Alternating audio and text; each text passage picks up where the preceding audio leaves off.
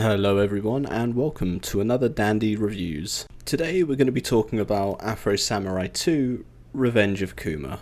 Well, where do I start? The story of Afro Samurai 2 follows the path of Kuma, a killing machine created by Brother 6 of the Empty 7 from the still living remains of Gino. Gino has a pretty dark history that is best summarised as the most traumatic experience ever witnessed by a child. I won't ruin it for you, but this ends with Gino witnessing everyone he loved dead around him, and the final image of Afro Samurai killing the master, a father figure to both Gino and Afro.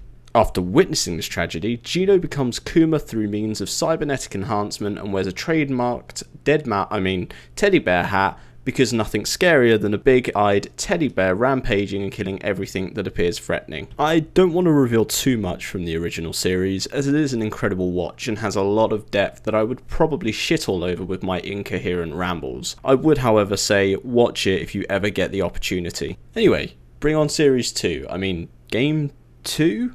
Why couldn't they just make a fucking second series? Honestly, that's what we all wanted. Afro Samurai 2 Revenge of Kuma is an episodic video game developed by Redacted Games.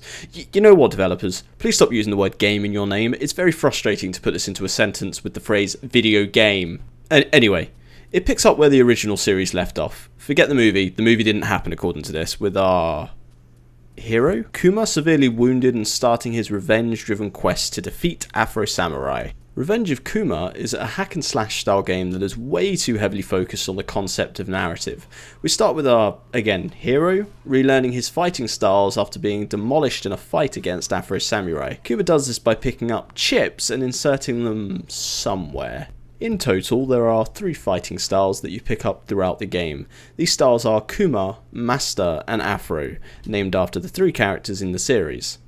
I personally like to call them Button Masher 1, Button Masher 2, that kills everything around you, and Dodge Simulator 2015. The idea is that each fighting style is specific to defeating the enemies you're against at the time. There's very little variety in how you mix up these abilities, and truth be told, I prefer it that way. The controls are so clunky and feel so unpolished that when you start to get into the real combat through the game, you're kind of just bashing away at things and guessing when it's time to finish off the enemy, which isn't always necessarily mandatory. There is a skill system that you access by pressing back on your Xbox controller. Oh, and yeah, I forgot to mention, this is only playable via a controller. You cannot use a keyboard or a mouse. And in this skill tree system, it's very, very basic, and there doesn't appear to be any real way of getting these skill points. You just kind of get them as you combo and kill things throughout the game. In addition to this, the interface is also unintuitive and kind of helpless at times.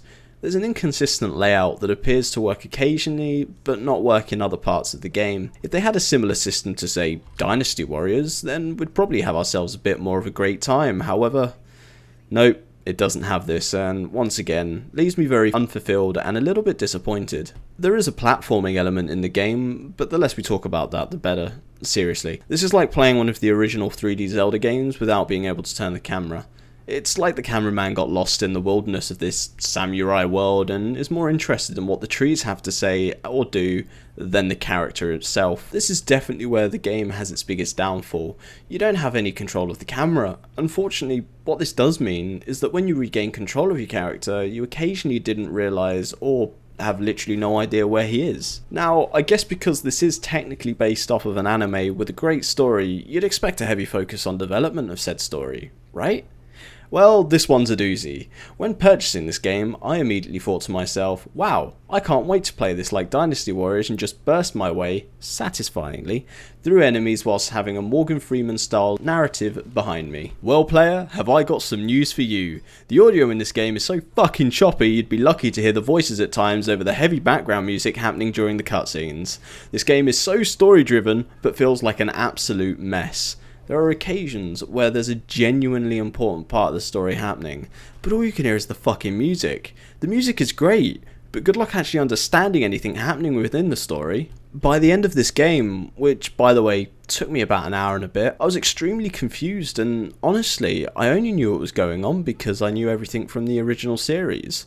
If you've never watched the original Afro Samurai series, this entire game feels uncoordinated and all over the place. The final nail in the coffin for this game was the ending.